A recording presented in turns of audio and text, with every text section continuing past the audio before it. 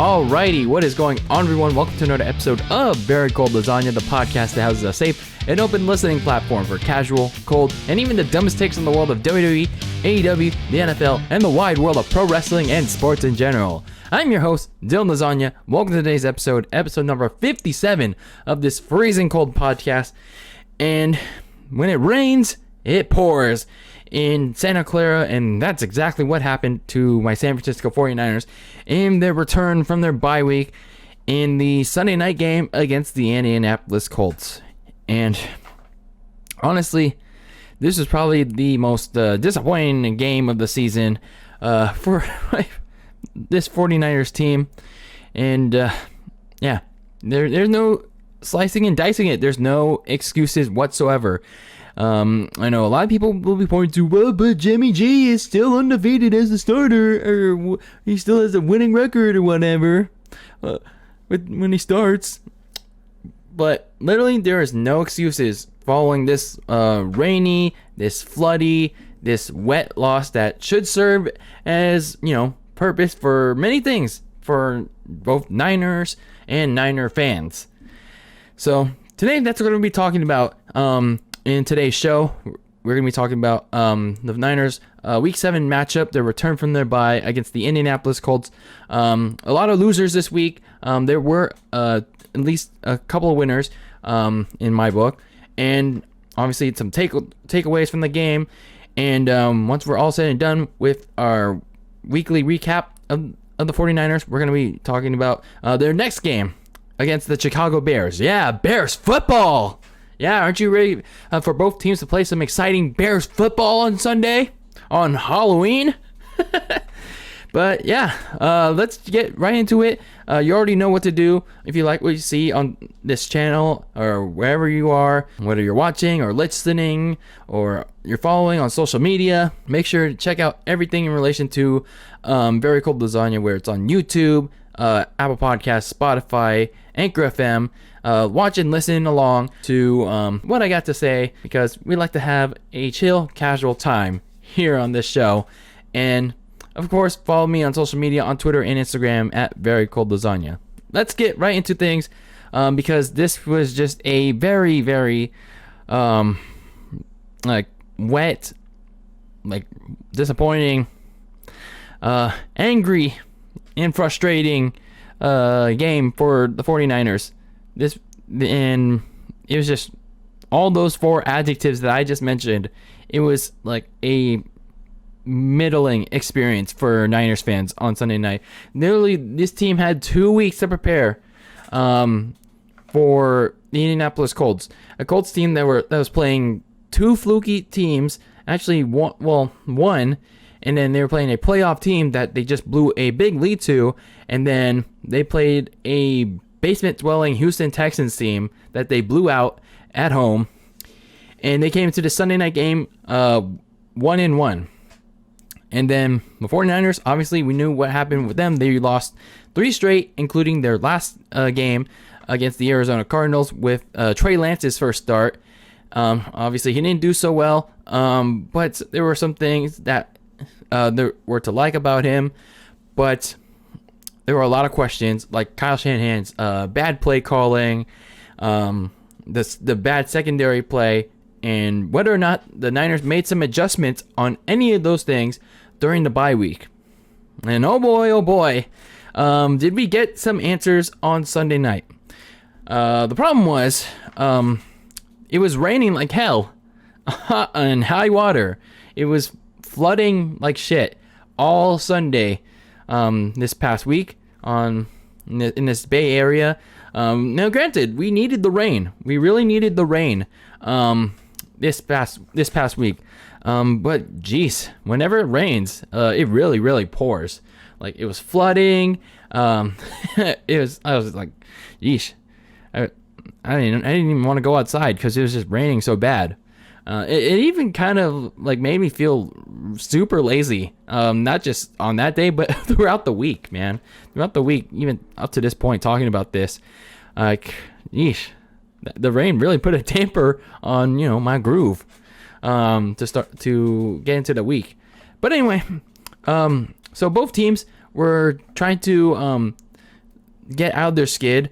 The Colts were still, 2-4, looking for something to prove, trying to catch up to the Tennessee Titans, who earlier in the day destroyed the Kansas City Chiefs, the defending AFC champions, and the Colts were trying to catch up with the Titans. Well, the Niners obviously were trying to snap that big 3-game losing skid, and attempt to build some momentum, whether it's like positive end of season momentum or playoffs.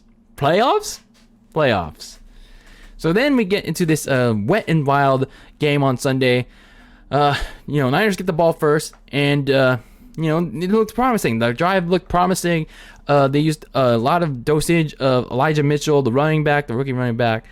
He looked really good in this game, finding all those open lanes and running not just inside but out and getting positive yardage.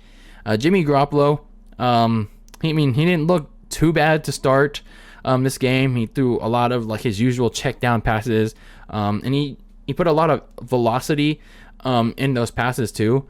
And the Niners got into the end zone. Elijah Mitchell scored a touchdown, made it 6-0 because Joey Sly couldn't get the extra point. And keep in mind, Sly was filling in for the injured Robbie Gould for this game. So, nonetheless, the Colts get their first possession of the game, and on their first play, Jonathan Taylor, their running back, fumbles the ball because Josh Norman actually makes a play on it. He makes a play, he punches out the ball, and the Niners get the ball right back. So, it's, at the point of the game, things look promising. The Niners had a good start going for them. They got a touchdown early, and then they create a turnover. Things are going well. The offense stalled in the red zone, sure, but they led 9-0 midway in the first quarter. They got something out of nothing, I guess. But the problem was here, there are a lot of problems going on slowly but surely for the 49ers from this point onward, because soon enough, the Colts started to take advantage of the secondary, and the Niners secondary, started to commit the crimes of what they shouldn't be committing, and they got arrested for it. Starting with Josh Norman, he decided to hug Michael Pittman Jr., their breakout wide receiver. Carson Wentz yeeted a long ass pass, and instead of looking for the pass, Josh Norman dragged Michael Pittman down, and he would be flagged for pass interference. And I think Michael Pittman caught it, but still, Norman tried to drag him down when the ball was nearly nowhere near Pittman. So even though the Colts declined that penalty, Michael Pittman got the big play catch. This theme of the Niners secondary freaking committing PI, being arrested for it all night long, it would be like a ongoing theme that they just wouldn't seem to correct. So, moments later, the Colts cut the lead 9-7. Mo Alley Cox, their tight end, garners in the touchdown, and sooner but later, though, the Niners would march back down to the red zone and make a 12-7 game. Joey Sly hits a big field goal, really long, in the rainy weather. I'm surprised it went straight through from a big distance. But anyway, it continues on with the game. More crimes by the secondary were committed because K'Wan Williams, who came back from an injury, was the next criminal of offense to be arrested for PI, because Carson Wentz once again baited the Niners secondary into, committing the crime of pass interference with a long ball pass that was clearly underthrown, and yet the Niners secondary was like, let's hug the receiver down, let's hug him down, and guess who it was? Michael Pittman Jr. They really love Michael Pittman Jr. so much that they want to commit pass interference on him. Is it really hard to look at the ball in the air for this Niners secondary instead of just like trying to hug down the receiver like Bailey, the WWE wrestler, does her finisher, the Bailey to belly suplex? Is it that hard? But anyway, we get to the second quarter. The Colts knee deep in the red zone. The Colts are on the verge of scoring, but Wentz, with pressure in his face, inexplicably threw it away to Azeez Al-Shaair. He made a big play to save a touchdown and keeps the lead at 12-7. He was one of the bright spots, one of the very few bright spots on Sunday night. He made some big plays and big stops. But the problem was the Niners offense couldn't take advantage of the big play by Shaair because Jimmy G couldn't move the damn ball. Yeah, I mean, go figure. So for much of the second quarter, both teams continued to struggle, but it was especially San Fran that was having a hard time moving the ball because, well, Kyle Shanahan kept calling the same damn plays over and over and over and over again by just, running it up the middle with Elijah Mitchell and, trying to get Jimmy to throw the check down like every other play. Like, can Kyle Shanahan vary up his play calling, run the outside, or at least like call play action? It's like, I know you don't trust Jimmy G, but at least try to vary things up, man. Come on. So more mistakes piled in for San Fran in the final 2 minutes of the half because Deebo Samuel fumbled the ball in Niners territory, and Emmanuel Mosley became the next victim, the next criminal, I may rename, to be arrested for pass interference by magnetically connecting himself to, guess who?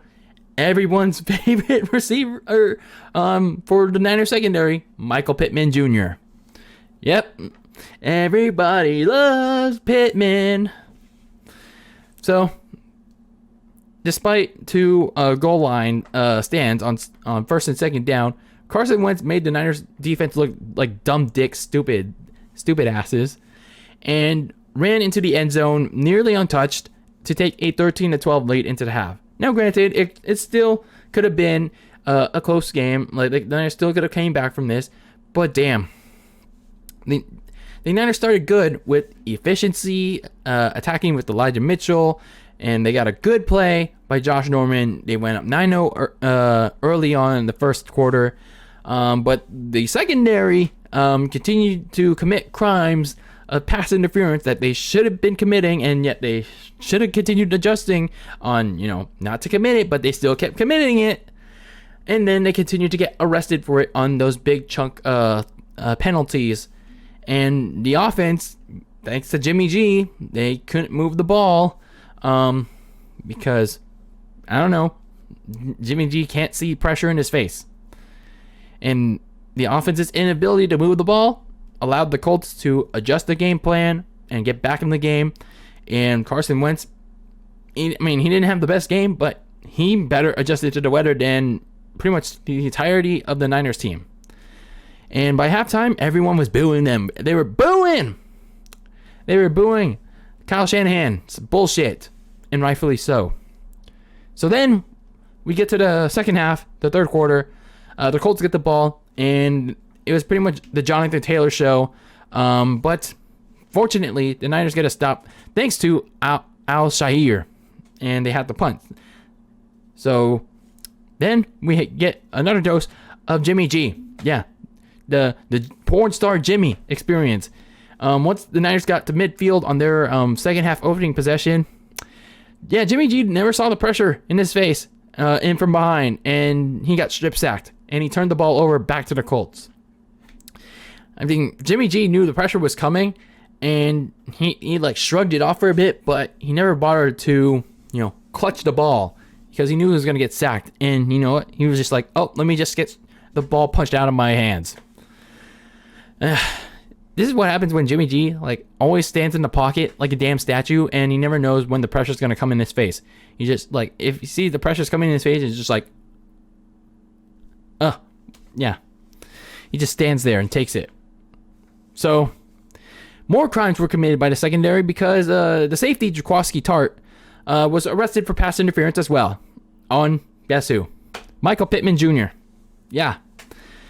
And I continued to question, how have they not tried correcting themselves on not committing pass interference? Like, why do they continue to magnetically connect themselves to Michael Pittman Jr.? Are they, hard for him? Are they like fucking in love with him so badly that they have to like arrest themselves to the referees for pass interference? Like, oh, take me to NFL rule jail. Take me to officiating jail, Mr. NFL referee. I think that's what the Niners really want on every NFL Sunday. Like, this secondary is so bad. So the penalty allowed Jonathan Taylor to easily run it in for the touchdown. It becomes a 20-12 game for the Colts. And once we reach the fourth quarter, finally, some urgency from Jimmy Garoppolo and Kyle Shanahan to be aggressive downfield, not just the check downs or running it in the middle. We finally get some mid-range, deep range throws from Jimmy G, and Jimmy G's finally running out of the pocket for once. It took them nearly 45 minutes to do so. Thank you. So, in a 2-minute drill, the Niners cut it to 2 points. They failed on the 2-point conversion, and the Colts answered back with a field goal. And on the Niners' next possession after that, Jimmy G went back to being typical Jimmy G. He threw a stupid-ass interception into triple coverage when he tried to fit into Deebo Samuel, when it was clear that there were 3 Colts defenders around him, and yet Jimmy G decided to throw it towards him, and guess what happens? It deflects off Deebo Samuel, and it lands into the hands of Xavier Rhodes. Now, Jimmy G was fortunate enough that Xavier Rhodes stepped out of bounds. Otherwise, well, it would have resulted in a pick 6, and the game would have probably been over by then. But fortunately, they had another chance. But fortunately, sadly not. Because moments later, at least the Niners secondary tried not to get arrested for loving Michael Pittman Jr. and not getting arrested for pass interference. But instead, they got roasted by Michael Pittman Jr. because Drake Kirkpatrick got mossed. He got destroyed. He got, his ankles broken, John, by Pittman, man. Drake Kirkpatrick. He was just too short for Pittman. So Pittman jumped over Drake Kirkpatrick, and he jumped into the end zone to pretty much effectively steal the game 30-18. Unreal. So it was at this point that the Niners were finally trying to do some hurry-up offense to at least try to do their best to cut it to a one-score game to make the stat sheet better. So Jimmy G tried to lead his team to an impossible comeback, but even Jimmy G was like, nah, fuck that shit. I don't want to do this in the rain. He overthrew his receiver, and the Colts obviously intercepted it. And then on the last play of the game, instead of trying a Hail Mary, because, at least the Niners would try to, stuff the stat sheet, he lets himself get sacked. He's like, oh, no, I'm good with the Hail Mary. I'll just take the sack. Yeah, go ahead and hit me. My God. How embarrassing. How embarrassing was this game? Like, sure, it was raining, hard in that game, but look at Carson Wentz. He took big shots downfield, and sure, they were underthrown passes for a lot of it, but at least he had the big steel iron balls to throw it downfield to, well, his favorite guy that the Niners love so much, Michael Pittman Jr. Yeah, at least Carson Wentz had the ball sack to throw it downfield, to throw it to a variety of people. Unlike Jimmy G, who just want to throw the short range, the check downs. And yeah, some people will say that, we don't have a deep downfield threat except for Deebo Samuel. But I mean, at least throw it to get the mid-range game going. At least get the mid-range throws in, because all Jimmy G was doing was throwing the check down, or Kyle Shanahan was calling the runs in the middle as usual. Like, what are we doing here? What are we doing? In the secondary too, they continued to commit the crimes against the football gods. They were getting bit in the dust by the Colts because they just couldn't stop hugging and loving Michael Pittman Jr. They just had to continually get arrested and taken to officiating jail for pass interference. And it was one of the primary reasons why they lost this game. It was just like they get all this momentum going, and then they're just like, oh, okay, we're good. They just don't want to continue to build on it. They don't want to be like continually aggressive on that momentum they built on. They're just like, oh, we're gonna wait till we're like down big, and then we'll get aggressive. Like, you have to continually be aggressive moving forward. Like, this is one of the reasons why Shanahan lost the Super Bowl. Not just in when the Niners went back there in 2020 with Jimmy G and against the Chiefs, but also when the Falcons blew that big ass lead to the Patriots. Jeez, maybe we did hire the wrong guy, because Kyle Shanahan's nutsack gets tinier. It gets tinier, and his little his ego shrinks in the big games. But overall, this was, I know, a lot of emotions flying, but this was just embarrassing. This was just downright embarrassing. So now, some winners and losers of this game. There are a lot of losers in this game, but there were at least two positives. There were at least two positives from this game. So let's start with the two winners of this very embarrassing game. We'll start with Elijah Mitchell, the running back. I really like his style of play. He continues to find space to run. He's good with running the ball, whether it's inside and out. And I know Kyle Shanahan gives him like pretty shitty play calls with just running in the middle, and it's pretty repetitive, but he makes the most out of it. If he can't find an open running lane, he'll just run outside. So he's kind of like that improv guy. And he gets a lot of positive yardage on his plays. And I just wonder why they don't use Trey Sermon along with him too, because they would make a good 1-2 punch for this backfield. But in regards to this game, Elijah Mitchell probably had one of his best, if not his best, game of the season. Not just due to the stats, but his ability to get positive yardage on his runs. And hopefully he continues this momentum against the Bears next week. And then outside linebacker Azeez Al-Shaair. I hope I pronounced that right. While most of the defense sucked in this game, Al-Shaair pretty much did pretty good in this game. He got some good key stops on third down, and he also created a turnover on Carson Wentz in the second quarter with that big interception that, the Niners could have taken advantage of, but they didn't. But still, he saved a touchdown momentarily. Shaair's performance Sunday is a good reminder that it's good to have him and Fred Warner in the linebacking core. Now for the losers. Obviously, there are a lot of them. And the first one, as I mentioned countless times, the entire secondary. Like, oh my God. How could they not adjust to, not committing pass interference every single time? They committed it at least 4 or 5 times in that game. Like, once they committed it the second time, it's like they should have adjusted their game plan. They should have started to adjust like looking for the ball in the air instead of continually hugging Michael Pittman Jr. And once they stopped doing that, once Drake Kirkpatrick decided to oh, I'm not gonna hug him, it was too late. It was too late because Pittman decided to jump ball the ball, and Drake Kirkpatrick was like, okay, I'm just gonna stand there and take it. I'm just gonna stand there and take the losing the jump ball to Pittman. And he got a touchdown. He got a touchdown. So this secondary continues to give up big plays.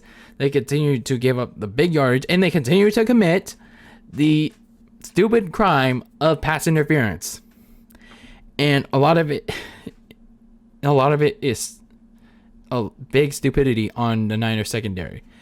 And obviously Kyle Shanahan is the big loser of all this because, well, he's so stubborn in wanting to run repeatedly in the middle instead of, trying to adjust on running outside, like creating open running lanes on the outside, or trying to check it down to Mitchell and then having him run, or having Jimmy G take more mid-range passes to his receivers. And again, I get it.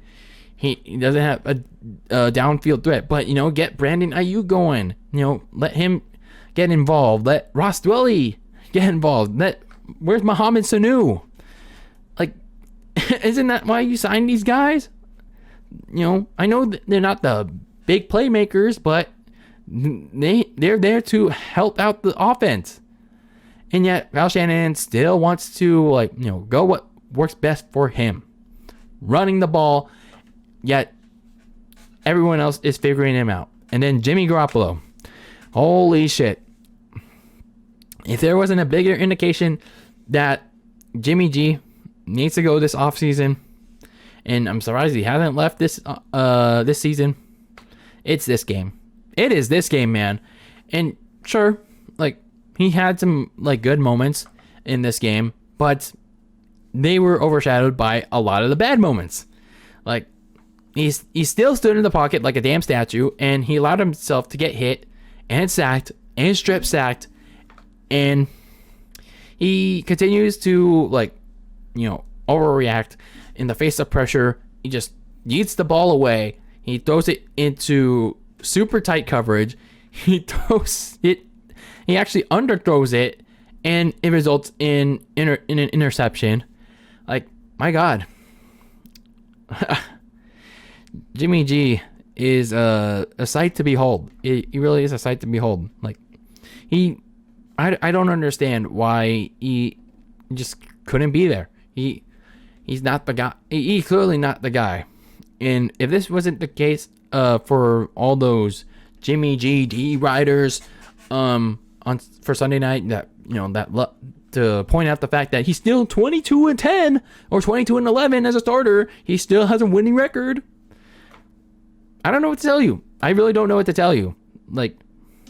Sure, Jimmy G still has a winning record, but look at the people around him. Look at the people around him. And once the pieces aren't there, Jimmy G will fall. So some of the takeaways from this game. I think it's clear that Kyle Shanahan's seat should be hot from this point onwards. Because if he continues to underperform and no-show with his repetitive game calling, his repetitive game scripts with running in the middle, the check downs, or the QB options, he's going to lose his job by the end of the season. I think Jed York has to make a conscious decision of whether it's worth to keep Kyle Shanahan, and if this is the guy, the head coach, the same head coach that blew two double-digit leads in the Super Bowl, whether it's worth to keep him around, and is pretty stubborn on his specific quarterback, and whether that's worth keeping. And John Lynch, I think his free agency and draft moves are coming back to bite him just a little bit. And I'm not saying that Lynch is a bad GM or anything, and he's not a good GM either. Because look at the guys they drafted: George Kittle, Fred Warner, Nick Bosa, Deebo Samuel. But the problem is that he's missed more than hit on his GM run so far. A lot of the guys, just like during Trent Baalke's GM run, have either underperformed or in most instances haven't been able to stay healthy. Javon Kinlaw is the most recent instance of this. He's still dealing with a knee injury, and there were reports that he could hit season-ending IR. I don't know if that still holds up, but it's a cause for concern for Mr. Kinlaw. So and also a concern for John Lynch because he's passed on so many players, like really good ones, and they're also healthy and skilled. And the players that he did draft, it's pretty concerning. It's pretty concerning, and his decisions are biting him in the butt a little bit. And then, last but not least, Jimmy G. His final game has to be in his hometown of Chicago. Regardless of how well, in air quotes, he performs, this has to be his last game as starter.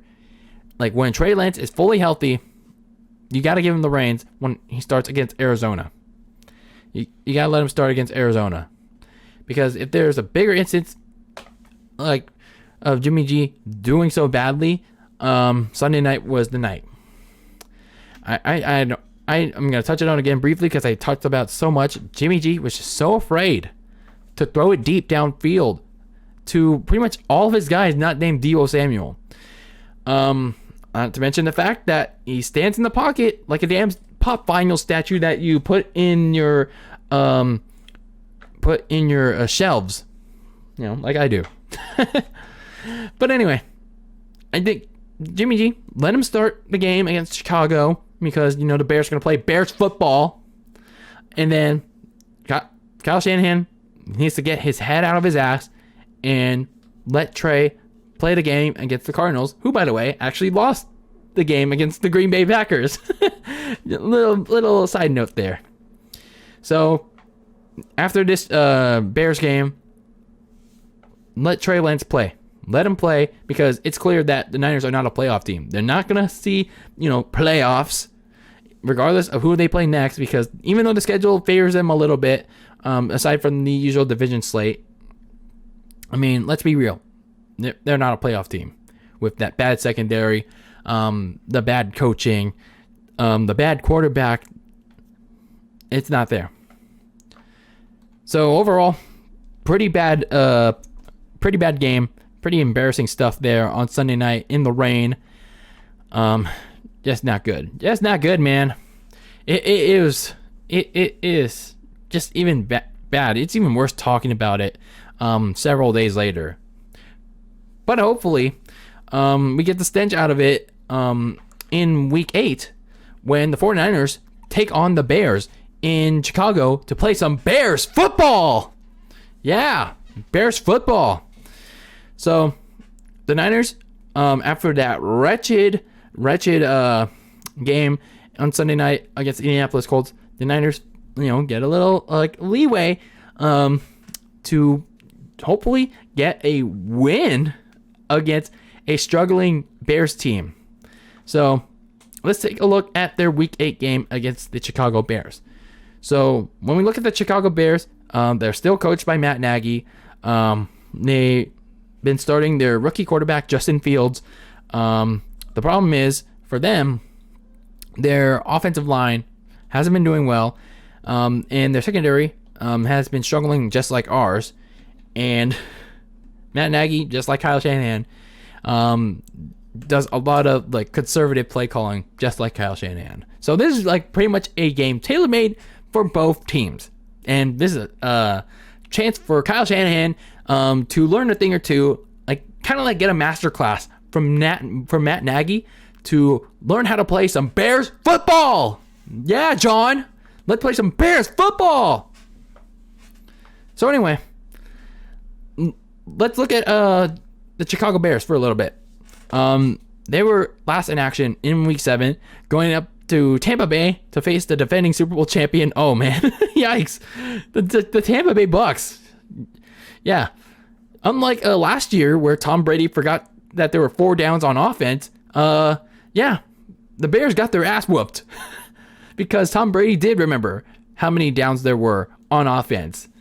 Because yeah, the offensive line failed to protect Justin Fields from that deadly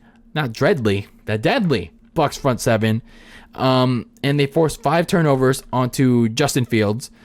And while Justin Fields also threw the ball directly into the Bucs injury-riddled secondary, that offensive line did him no favors. You had the Bears pass rush led by Khalil Mack, Roquan Smith, Akeem Hicks. They're pretty much nowhere to be found because the Bucs' well-protected offensive line, they did their job.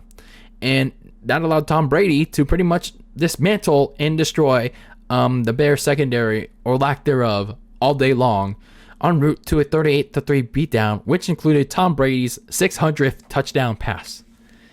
So some key Bears players that the Niners need to watch out for is obviously Justin Fields, because while he has shown flashes of his mid-range and deep ball passing, whenever he's given protection, that's the thing, it could be a problem for the Niners secondary. And especially if, guys like Darnell Mooney or Allen Robinson, try to use the formula that the Colts use in, baiting the Niners secondary to commit the crime of pass interference, that could be a real issue. And, the fact that the Bears are going to be willing to do that because they want to play some good old Bears football. So, some other key players is the constantly changing backfield of Khalil Herbert and Damian Williams, who I think should be back from the COVID list this week. If not, then it'll probably be the Khalil Herbert show for the Bears. And Herbert has been stepping it up in place of Williams and I think it was Ty Montgomery. Was it Ty Montgomery or is it David Montgomery? Sorry. But Herbert has been one of the only constants Matt Nagy likes to implement on offense. And then, like I said, Darnell Mooney and Allen Robinson, whenever Justin Fields throws it their way, they control the air game. And Mooney, most of the part, has been Fields' go-to guy. So, to end this preview off, some keys to the game for the Bears. They won't have Khalil Mack or Robert Quinn on Sunday because they'll be out due to injuries. So it's going to be challenging for them to get some pass rush onto Jimmy Garoppolo. But nonetheless, they have to get to Jimmy G against a solid offensive line that did actually okay in spite of those, the turnovers by Jimmy G. But the Bears front seven is going to take a major hit with Khalil Mack and Robert Quinn out, but nonetheless, whatever's left of them, they gotta get to Jimmy G. You gotta make him rattled. You gotta make him stick in the mud or something. To make him force some mistakes. And then the O-line, they have to protect Justin Fields from Nick Bosa and Dee Ford and the rest of the Niners front seven, because man, that defensive line, for what it is still for the 49ers, it's still pretty dangerous. And that Bears offensive line is really terrible. And Justin Fields, he can also run out of the pocket as well, but it's just like, man, how can he do any of that when his O-line is completely shit? Now for the 49ers, Shanahan's got to take more chances with Jimmy G. He's got to be aggressive downfield. He's got to let Jimmy G, throw some deep passes downfield to whether it's Deebo Samuel or if he's double covered, Brandon Ayuk or Mohamed Sanu. Just anything to get the offense more aggressive in the passing game. And the secondary obviously needs to make more adjustments because they kept committing the stupid pass interference penalties and they kept going to officiating jail. And last but not least, the front seven got to generate pressure all game long against the Bears' terrible offensive line. It's going to rattle Justin Fields. It's going to pretty much knock him out of the game if he keeps taking all those sacks. It could also force, just like Jimmy D, it'll either force Justin Fields into either a sack or turnover situation, especially a turnover situation because Justin Fields gets rattled into throwing interceptions. So the Niners have to win this game on Sunday if they don't want to have a total collapse. in the halfway point in their season. So overall, they just got to win against a very, very bad Chicago team. Like, Justin Fields is their future, but without an offensive line or secondary, like, this is a game that the Niners can win. But will they? Will they? After last Sunday's embarrassment? We'll see. We will see. But anyway, that is it for this episode of Very Cold Lasagna. Hopefully the Niners get this win in the big-ass UFO, that shithole in Soldier Field. Hopefully they don't also play some Bears football. Hopefully they don't play Bears football on Sunday too. Hopefully that masterclass will not serve Kyle Shanahan well. And he won't succumb to Bears football on Sunday. And, hopefully get a win. But anyway, that's it for this episode of Very Cold Lasagna. I'm your host, DylanLasagna. What did you guys think about that embarrassing Week 7 loss to the Indianapolis Colts by the 49ers? Do you think the Niners are going to win this week against the Chicago Bears? And if not, I would love to hear your thoughts on why you don't think they're going to win. But nonetheless, it's going to be interesting. But that is it for this episode. I am DylanLasagna signing out.